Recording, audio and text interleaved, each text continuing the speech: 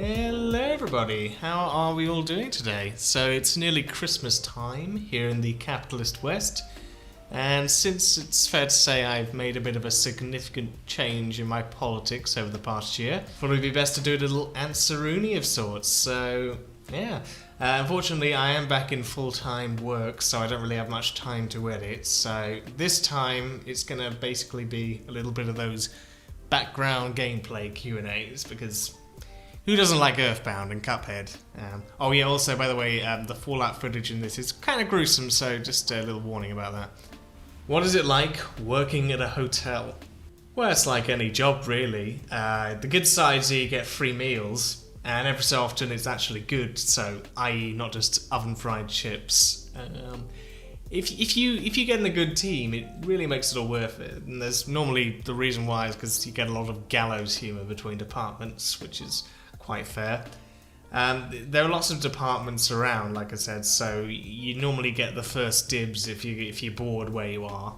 But for your information, never do reservations because everybody quits that in like the first few weeks. And then being able to meet people from different places all across the world, yeah, it's pretty fun as well. So you get crap food, being able to move departments, and meeting folks who get to sleep in cozy hotel rooms whilst you don't. That's the pros. The cons, on the other hand, are far more significant. Always getting the rear end of the bell. Everybody expects you to do everything. I mean everything. Oh, room 419 was dirty and the linen porter's gone home. Looks like you'll have to clean it. No. Having to stand up for hours at every single time, even when it's dead, because you're the front of the house and they're all going to see you. You've got to set a good example. Keeping front of house deliberately low staffed so they can cut expenditure and increase their bonuses. You know, oh yeah, you'll be fine with 100 check-ins and the system's restarting at 8 o'clock. You know, you can do that by yourself. Get screwed. Keeping super close track on your PDQ to make sure that you balance your numbers right with the computer. Yeah, that's right, you have to do it manually, and if somebody accidentally uses yours and then posts on their machine, so now everything's been fucked up and you can't leave it alone until you sort it out. So yeah, I've been staying around for several hours afterwards at some points. But overall, hotels, they just turn people into babies. I've had privileged Russian expats, I've had Omani businessmen, but the killer was I had to once change rooms 3 times in half an hour, including an upgrade and a show around of rooms, just because they kept complaining at the most minor problems, like a slight stain on the wall, or it was too small, or oh, the bed was bigger in the other one. Guys, if you go to a hotel, please don't bother reception unless you really, really have to. Go to your room, sleep in your bed, hand in your keys, and leave. Okay, no bother. We're all friends. And please, please, tell me if you've got parking before I hit the checkout button. Guys, I cannot stress this enough. So yeah, that's working in a hotel. Don't do it. Do you support the Zapatistas? Well, short answer is yes, of course, as should just about anyone, in the same way that you'd support Palestine or any other struggle. But I am a bit weary of people who continuously label them as anarchists. They've specifically, explicitly for that matter, stated, yeah, you know, we're not. And then when people say this, they immediately then backtrack to, well, they're not anarchists, but they're non-hierarchical and libertarian socialist. And I'm like, I've spoken to a few people who actually went to the schools or are Zapatistas themselves. That's not a great analysis. They utilize whatever gets them their liberation, and that might include structuring and organizing in methods similar to Lenin, Ho, and yeah, even Mao, as well as having close contacts with the Cuban and Venezuelan governments. So that's probably something you didn't know. There is this phrase in Chappers I've heard of, a new world is at the horizon, one down and to the left, and of course, to many people over here, you'd interpret that as one down and to the left on the political compass, which would be Lipsoc. But according to some Zaps, this is a translation error, and it's more in the sense of a leftward movement in terms of bringing down the illegitimate powers of imperialism and the Mexican state. It's very, very specific to their circumstances. But I gotta say, observing the amount of times now I've seen people say up front they're anarchists only to just change their mind immediately after, time and time and time again. It really does get me thinking, you know, at this point I thought you'd be sticking to just libsoc, but you're always trying to do the anarchist thing first, you know. But many also think of these Zapatistas have lasted, you know, for over 20 years, and that's a plus for the anarchist revolution or whatever. But what it ignores is that the territory did spread further, and it's receded since the initial uprising a year afterwards. So they're basically at the moment they're in the process of survival, and we should support them for that. And they don't pose a threat too much to the Mexican state and are in good territorial positioning, so the government more or less leaves them alone. Same with, for example, Franco in the Basque regions. If they started fighting, I would imagine they'd probably be in a similar position to FARC and others. But it's good to understand that when it comes to, you know, deciding what tactics we should use and so forth. Do you drink whole milk, skimmed milk, or just 2% fat milk? I actually try to cut down on all milk these days because it's bad. But almond milk it just don't taste that good apart from in milkshakes. So I tend to not really drink any milk these days. But if anything, I'd take full fat. I have been referred to recently as the most vegan person who isn't a vegan. So yeah, that's something I can be quite smugly proud of, I think. Your favourite kind of tea? Peppermint. Peppermint. No contest.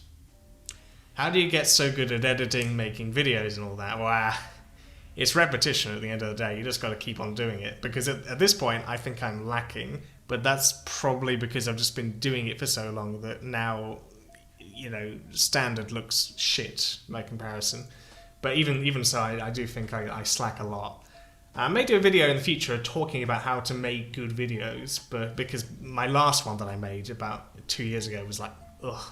Ironically, it was quite bad. But I mean, the main thing really is it's not to do with the editing or the lighting or whatever. It's just to make good videos that people want to watch. Now, I understand that that's incredibly vague, so I'll just give you a few examples. Say you want to make a video debunking cultural Marxism. Okay, so you've got a plethora of videos to choose from. Okay, or maybe you want to make a video talking about what anarchism is. Yeah, pretty saturated by now. How about a video essay on David Fincher or Wes Anderson? Yeah, there we go, right. I'm not digging any of these videos, but there comes a point that there just doesn't seem to be any reason to watch the umpteenth video made on that topic, because people have already done exactly what you're talking about. Eventually you're just copying other people. So think of a video that you might want to watch but hasn't been made yet. Not just something that's clickbaity, something that you would, you know, looking through your feed and, you know, with the information you've got in your head and think, oh, that sounds interesting. Yeah, I've always wanted to hear about that. That's always what gets me wanting to click on videos, not big booby ladies or anything. So some stuff that might come to mind off the top of my head, I'd always like to see quite an in-depth video on the concept of Eurocentrism, because that hasn't been made yet. Anyone else think that the same? Or how about a video on socialist filmmaking, but isn't about montage theory? I think I'd really like to see something like that. Or maybe just something refuting a long-held dogma, because they're always good. The reason I made my economic freedom map video is literally because at the time, everyone was just using it on Twitter, on Facebook, everything, to shut down conversation, and I was just sick of it. Because recently our boy Jack Saint's been doing just that. He's been making videos that he wants to make, and that's paid off for him recently. Lousy sucker. Now, of course, it doesn't mean that you have to do this stuff. You know, you can just make generic sort of videos, but try and make them genre stoppers, you know, stuff that is so good that literally nobody can do any better than it. And of course you can do that, but it's a huge amount of work. So in the meantime, you might just want to be looking at yourself, seeing what you're good at as a person. You know, do you have any skills that are transferable? Do you like art? Do you like movies? Do you like cycling? And then add it to what your video is about, and you might get a good synthesis going on there. A new synthesis. There are, of course, the basics. Script comes before settings, good audio or go home, multi-layer timelines, all of that's mandatory, and the 5 Ps, prior preparation prevents poor production. The videos that I find the most crappy that I've done are the most contrived ones. all the time. Always be willing to just go one step further, and sometimes just take an hour away after you've been editing, come back and ask, can I make that a little bit better? Can I just spend 3 more minutes on that? That's something that I have to improve on myself, and yeah, your videos will get better if you do that, no doubt. Have Carl and Paul killed UKIP? No, UKIP's been bleeding out for like 2 years now. They always used to go, well, actually, we're not a one-man party. That aged well, didn't it? That's just about everything that Carl is trying to do anyway, so I wouldn't worry too much about the guy. You know, he's pretty low-hanging fruit at this rate. I got so many fond memories of die-hard UKIP supporters back in the day. Oh, they were literally the British Ron Paulites. I've got to say, so funny. At times they were literally appropriating Gandhi to sort of prove their message. I'm like, oh God, stop. How can we overthrow capitalism peacefully? We can't. Stop thinking about it like that. Sorry, that sounded harsh. You can't. It just is an impossibility at this rate. Do you have any book recommendations from what you've been reading recently? I guess I shouldn't make a book recommendation list because I should probably read a few more by now, but hell to orthodoxy. I've always wanted to do one of these. With everything that's going on in the constant leftist Twitter discourse, it might be a good option to check out The Wretched of the Earth, as it provides a good basis for the views on colonialism, nationalism, anti-imperialism, so on. But I am aware that many people have already recommended this book, so I'd like to recommend another. A lot of folks have tended to recommend this book in recent times as a sort of must-have for people to read. And I would say that yes, it's definitely a good one to go for, but I think there might be a text that might either eclipse or accompany that book's questions, which doesn't get a very good press, and it really, really deserves more. It's called The Communist Necessity, Prolegomena to Any Future Radical Theory by Joshua Muffard Paul. It's written from Paul's experiences as part of the left front line since the days of Seattle, and it basically serves as a critique of movementism. How whilst in the wake of communism's collapse, the left was trying to create new ideas and new structures to challenge power, and at the same time they were oblivious to the existing movements that were in development and practice throughout the entire of the peripheries and to this day. He talks about how we need to stop concentrating on movements and start making real progress towards party building and structure and discipline and everything that just needs to go forward to actually be serious about building a revolution, even if it might not be the most popular way. And to understand that communism is a necessity. And yes, we do need to reassert that, instead of allowing the struggle to be obscured by right and left deviations, or saying, we need like a mixed bunch to come in and stuff like that. No, communism is what we need to do. I really think you ought to read this if you did like capitalist realism, because it does truly follow a lot of the same structure and similar themes that go alongside it, but from a different perspective. Literally dozens of you have been asking for my thoughts on the Yellow Vest protests. I am very, very skeptical, and it's partly because of reading this book. I think that this book will become quite important in lieu of this. Everyone's already been getting very excited. Yeah, shit's going down, revolution, etc., etc. This is the people, just like Nuit Debout, Catalonia, 15M, Occupy, Seattle. Everyone thinks this is just going to slowly radicalize everyone and build up a mass base. If you think that, you really, really ought to give this book your first-class attention. So that's The Communist Necessity by Muffard Paul. You got a crazy name, dude. But also, I'm going to recommend some books that you could probably read right now. And that would be the Treatises of Mao Zedong. Now, I know when you first hear that name, you're going to get a few goosebumps, but believe me, his works are very valuable, and you do yourself a favour by overcoming the stigma that's been left on his name in the 21st century. He wrote most of this stuff during the Civil War, and he details the ideas and concepts of how to act, I guess, as a socialist, really. They all take less than an hour to read, and they're very easy to understand, so some have actually made fun of me in the past for implying how universal his concepts are to every part of reality, but to be perfectly honest, they kind of are. A lot more than anything that someone like Jordan Peterson likes to talk about, so Pick a number, I guess. No excuses. Personally, I'd recommend On Contradiction, On Practice, and, ironically, Oppose Book Worship. What are some of the challenges of being a prominent left internet figure? Have you faced security problems? Have you been a victim of attacks, etc.? No, I barely ever get noticed in public. Usually it's only when I've gone to specifically left-wing events that people go, "Oh, hey, you're that mouse guy." Yeah, it's always nice, when I see folks say that, like at May Day. But I've been lucky that not a lot significant has happened to me yet, in terms of doxing or anything like that. Yet. Probably shouldn't jinx it. I find the hardest thing for me is that when you get to this stage, everyone wants a piece of you. And that's kind of fair, I'm not going to be Paris Hilton and beseech my suffering. But it is one of the reasons I don't tend to tweet anything very politically anymore, because you might say one slightly hot take, and then 2 months down the line, people have built enormous exaggerations of the first quote. And I have to hold myself back from responding these days. Do you have a Discord? Yeah, you've got 12 hours. Go, go, go. If there was a video you could go back and redo, which one would it be? If I'm perfectly honest, every single one, with the exception of the UBI one and the Economic Freedom Map, because I really spent a lot of time on those ones, did plenty of research and did something that other people weren't doing. So I made sure they were very, very slick. But now, to be honest, look, every single one. Venezuela video, the class and private property ones, PragerU. PragerU is embarrassingly bad. I'm really quite explosive in a lot of my older videos, and it's something I'm going to cut down on as time progresses. So sorry about that if you like my older videos, but I absolutely loathe them. It cringes to go back and watch them.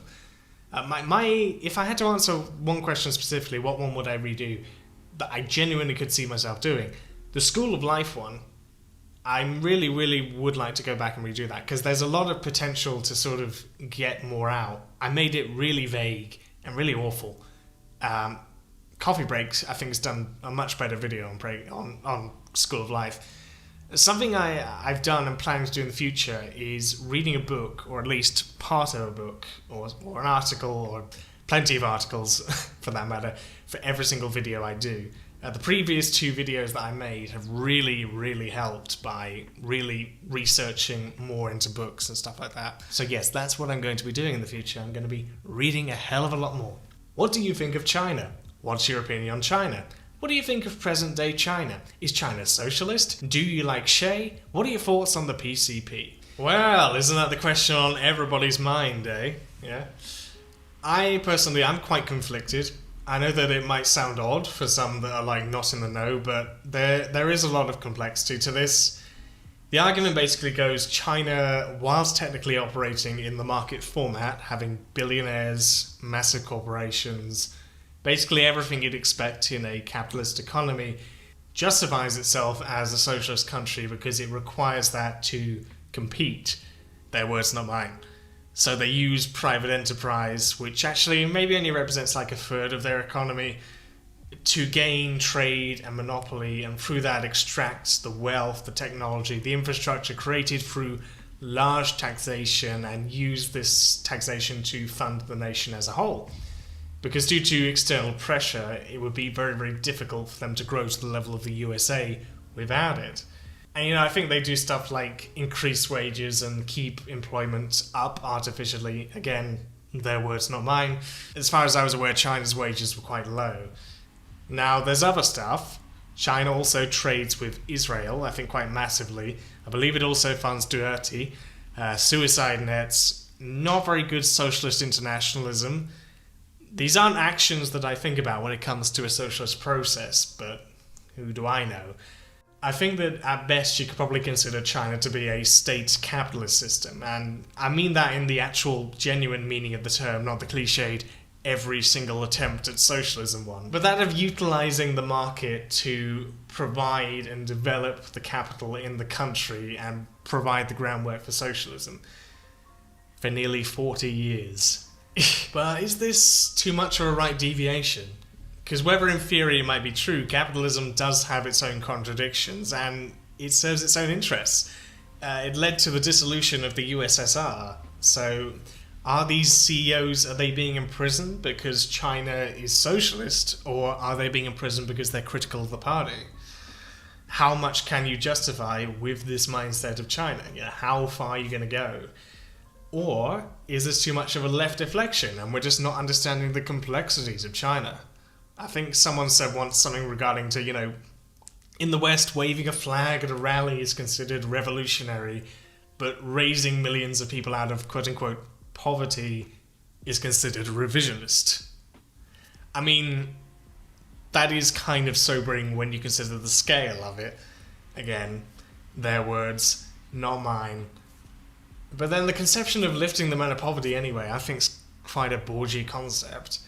I also think that when people describe China, they do a bit of a double standard. They say sure, China does have 90 million card-carrying communists, but due to China's historical journey during the 20th century, and if you do consider it to be socialist, it would be similar to me holding a Labour card in the UK. Quite like how liberalism used to be a very radical theory, and now it's basically just the status quo.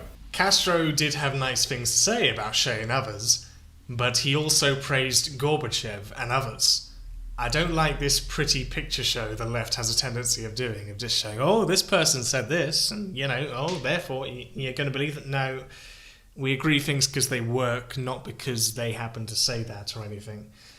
But then I also find that the detractors of it aren't really engaging in the proper arguments. They just keep on sort of repeating, the billionaire line, but then, they justify it with the basis of they need billionaires or so forth. But then, are those billionaires?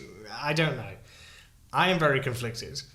But I am willing to have my mind changed on this. So, turning to the future, I was thinking of having a debate with a pro and anti-China person. So maybe on one side we'll have Ajit Singh or Ian Goodrum on one side, and on the other side we'll have a Maoist of some sort, maybe. I don't know. So if you are interested in this, please do let them know, because I think that this is a really good debate that needs to be having. What is your opinion on the democratic socialists of America? Whenever I hear the word democratic socialism, I reach for my brownie. Well, look, obviously anybody who goes around and spreads genuine left-leaning points of view, that's ultimately going to be far better than a conservative saying that. Ultimately, it's going to be a win, to some extent. What we're ultimately seeing, however, is a watering down of socialist concepts to very, very benign ideas. Sometimes some of the most boring-ass shit I've ever seen. I sometimes actually, to be honest, agree with conservatives. I don't blame conservatives. When I see for the amount of fucking times I see DSA types say stuff like, scanned as socialist. My god. Anyway, there's this whole debate on the left between optics and theory, and it's not good. Because it's just like saying who was better, Martin Luther King or Malcolm X. Martin Luther King would never have gotten anywhere if it had not been for Malcolm X and other nationalists, and vice versa. They were both necessary for one another. But that doesn't mean that Malcolm X should have therefore dampened and caved in. He continued his black self-determination line, and so he should have. Once people have been brought onto the left boat, it's really good to start steering them to shore. Some have said, they got into leftism by watching the Holy Trinity of sorts, H-Bomber Guy, ContraPoints, Sean, and I guess it's internet consensus that they're maybe a bit more, they're a bit more versatile for people who are just joining the left.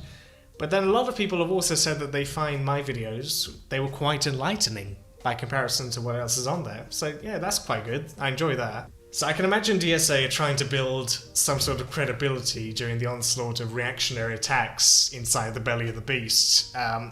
Eventually, you're going to have to start evolving, and I don't feel as though they're going to be doing that anytime soon.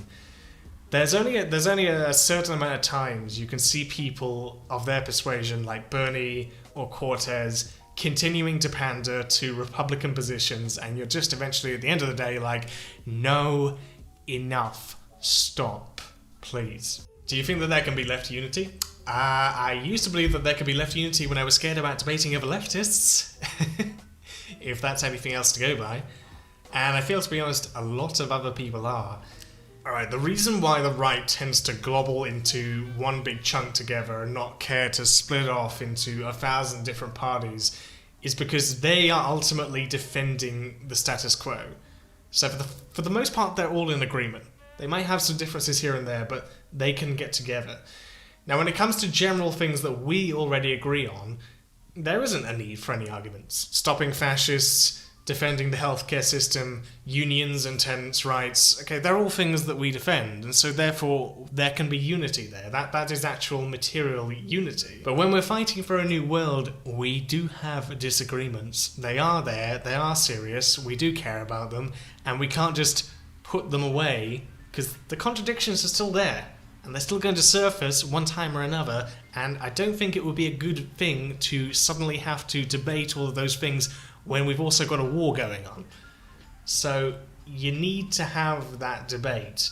I know it sounds really idyllic thinking of this lovely, unified, unhyphenated left, but I don't think that's material. If you don't argue against your positions and with other people's positions, nothing's going to get done. And we are not in consensus here. If we want to come to a consensus, it's not just going to be with one side just deciding, oh, we won't do anything and we'll just follow your ideas. No. If you're serious about left unity, you need to engage with other people's arguments. And yeah, I'm really sorry if I sound like really pessimistic and narcissistic in this video. I don't mean it, but there are some things that I just need to get off my chest eventually, and they will come out in Q&A videos above all. If you could live in any other country in the world, which one would it be? Well, I think there's a duality to that. It depends on which me you're talking to. So, if you were talking to me as first world receptionist mouse, I'd probably say I'd love to be born in the Netherlands. Not Amsterdam, God knows, tourism central, but somewhere in the Low Countries for sure. You might say it's because of certain inhalables and digestibles, but to be honest, you could remove all of them, I would still want to go and live there. They have, from what I've seen of it, a lovely looking education system that I really attest to. Beautiful landscapes, quite nice people, if a bit blunt, beautiful architecture, but above all, for me as a cyclist, being able to folly about anywhere you wish on a huge network of bike lanes, which are basically motorways at this rate, that's just heaven to me. I've been there several times, and the one thing I always take away each time I've been there is cycle culture. Love it. Absolutely love it. It almost cries when I come to England and I compare the infrastructure that we have. It's goddamn... Even on the national bike lanes in this country, sometimes they're not even marked, they're just roads. And they're not even very good roads. Bloody Liverpool. My apologies to Liverpudlians everywhere. I do like this city. Now, if you were talking to the average worker in the world me, I would probably say Cuba. A third world nation that actually cares for its people instead of just funneling that money away to a first world country. That ain't too shabby. Living in a nice warm climate with great worker rights, with great democracy, direct democracy, large societal safety net. This is the reason why I split this question into two, because as a guy from England, I would obviously have a desire for more privileged nations. But the poor in these other privileged nations are in a similar situation to the ones in my country. So for the average person earning just a few dollars a day, Cuba is a great location. What are your thoughts on Tito? Yeah, this one's going to be a bit divisive. I think that folks tend to have an overly romantic view of Tito. Yugoslavia was probably pretty damn fine for most Yugoslavs, and don't get me wrong, definitely better to what came after. But as far as Tito went, I think that he was never going to be a prime mover in a socialist direction by any scrap of the wood. You know, by being a big proponent for the non-aligned movement, that looks like nice and rosy, you know, if we look back on it, but the problem comes, the Cold War is an unequal playing field anyway, so by removing numerous third world nations from possibly aligning with the USSR, that's a win for the West, even if nobody joined them. And of course, as we found out, they had to be forced to join by the military in numerous ways. So no, I don't think that it's good to embolden Tito that much, the same way I would say for other socialist leaders, because it's not as rosy as we think of it. You know, it's a real struggle. But I'd probably say, if I was a general Yugoslav, yeah, I would probably enjoy that. Especially if that travel vid on YouTube is anything to go by. Okay, so here's the last video. This is probably the one that's been the most requested, and the one that I'm least looking forward to answering. Do you want to talk about anarchism? Okay. So, I was actually going to be doing a video which would basically be similar to my taxes video, me talking with my former self back and forth style, but it was going to go on for too long and I couldn't really write it in a way that wouldn't come across, you know, in bad taste, so I said nah. So I guess I'll try and do it the best I can here with what I've written up. Okay. I guess if I wanted to talk about my feelings overall, I find that anarchism tends to be a little too limiting for the challenges that we've got ahead, without being in contradiction with itself.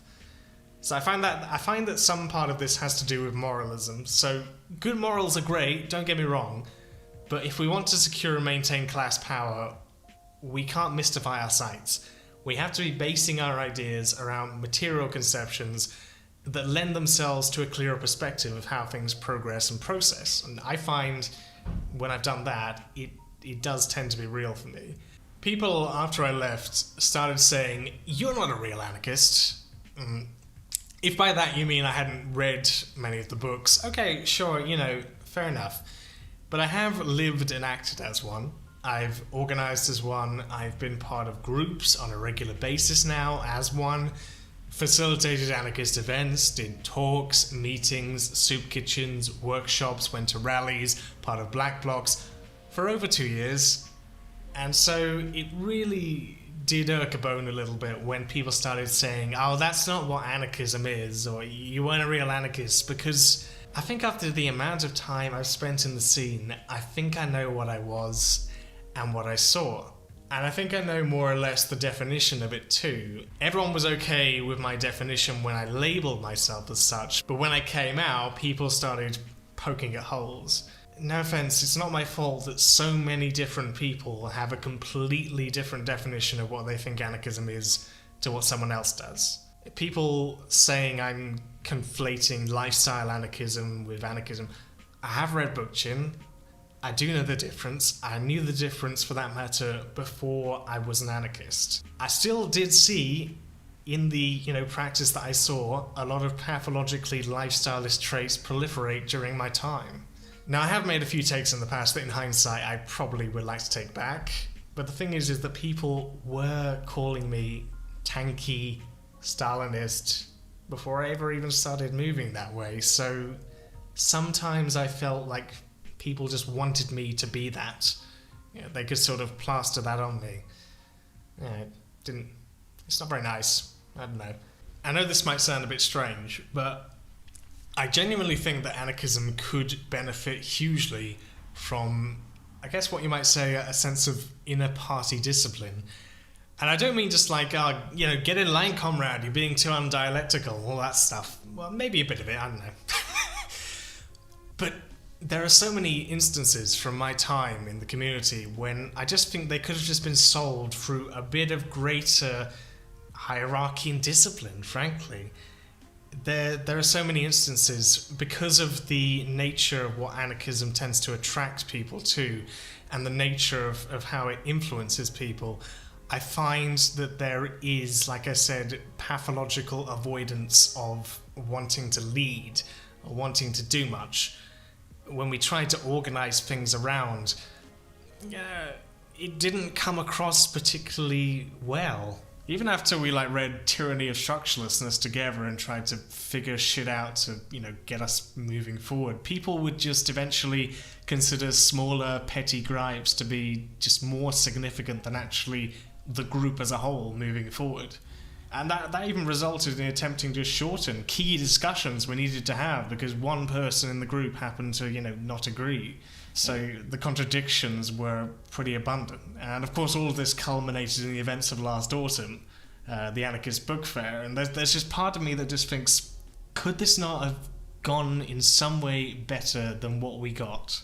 Could this not have been solved in a way that didn't alienate the entire group and set us back for an entire year? If there had actually been proper discipline and codes and conduct, that's something that could re-educate, something that says, no, this is how the group is, this is how you're going to behave, otherwise you're out. I hate to quote David Sherry here, but if you can't solve a small group conflict, then how on earth are you going to transform society as a whole? Because politics is serious, and with many groups I just find there isn't that necessity. I think the problem though, especially in the West, is that if you did introduce these things to what anarchism already attracts as it is, people would tend to leave, and you'd end up with a very, very small group. And I think the large reason for that is that people do not become anarchists these days because they think, oh wow, look at these great ideas, these are great, we should use them. People become anarchists, from my experience, because at one point or another we decided Stalin wasn't an option, to whatever extent that is. That's how I got interested. That's how many of us, for that matter, did. And I've spoken to many people who share the same opinions. You can see, for that matter, why, say, Indonesia is one section of the third world that is larger in its anarchists than it is in its communists, because the communists were purged 50 years ago. People always ask what my ideology is now. In the past, one of the biggest problems I did was calling myself something as a label, before I'd even really become confident in that. People asked, well, why aren't you a Luxemburgist? Why did you just go straight to the Marxist tendency? Why didn't you become a Luxemburgist or a council communist? Because Luxemburgism and council communism aren't things. If you call yourself that, no problem, okay, got no problem. But in terms of what you can do with that, there are no Luxemburgist study groups. There are no council communist summits. All of that sort of stuff. There's no Luxemburgist council communist reading groups. When it comes to it, it is Marxism and it is anarchism, and you have some things in there, but there isn't this sort of libertarian Marxist tendency that can really get things done and bring people together and all that. A lot of the time I do just see it as, oh yeah, you should be that, that's okay, that's the sort of Marxist that we like, and I don't like that. There is a very real reason why Thomas Sankara, the same as Rosa Luxemburg for that matter, are viewed positively by an enormous spread of leftists. Many anarchists I still see to this day admire Sankara, despite the fact that he was a Leninist who put down anarcho-syndicalists. The reason is because the US didn't need to bother too much about Burkina Faso. It was towards the end of the Cold War, it didn't affect their interest that much, the French had it covered, there was no significant amount of red scaring that needed to be done. They already had, the Soviet Union at that point. If he was alive today, he would be considered the West African Gaddafi. There's no argument here. Gaddafi even carried out his own environmentalist projects. But Tom died before his time, and so therefore, just like James Dean, we get to create our own fantasies about what he could have been. So we really, really need to bear this in mind when we view other ideologies across the peripheries. The amount of time I see some people saying, well, those third world nations, they have, Marxist-Leninist tendencies because they were indoctrinated by the Soviet Union, or because they're stupid and illiterate. We never ever asked this about our own country's 100 years of red scaring. But I will say this, if it's any reconciliation, I have started regaining a lot of respect for anarchism and some of the critiques of other tendencies in light of reading Maoist works. I think Maoist texts anarchists ought to really give a read, because there's actually a lot of stuff in there that you might find interesting if you just got over the "but Mao killed a billion people" line. Basically, it's all about coherent strategies for revolution, not just simply some divide into small armies kind of stuff that you just think of off the top of your head. It really, really does answer your questions. How do we spread the word? How do we analyse the problems? How do we deal with those issues? How do we da-da-da-da-da-da-da? So basically, these ideas are interesting, and I do not want them to just be labelled as tanky or Stalinist at any mention.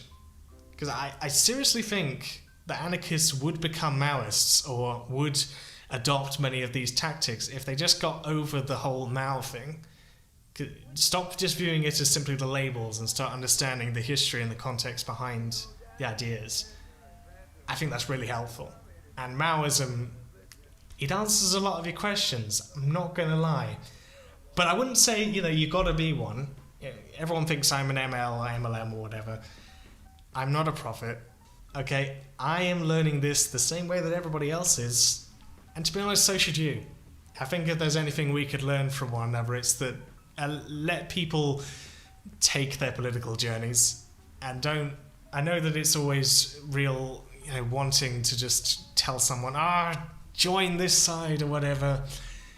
But allow them to just take a steady progress, provide them with the information they need, and who knows, 1,000 flowers might bloom. I am not labeling myself as anything unless I feel confident that I can definitely say, this is me, so to speak. So, without further ado, that is the end of this Q&A video. Thank you for everybody for your questions, and have a lovely, lovely Christmas, you lovely bunch of people. Bye-bye.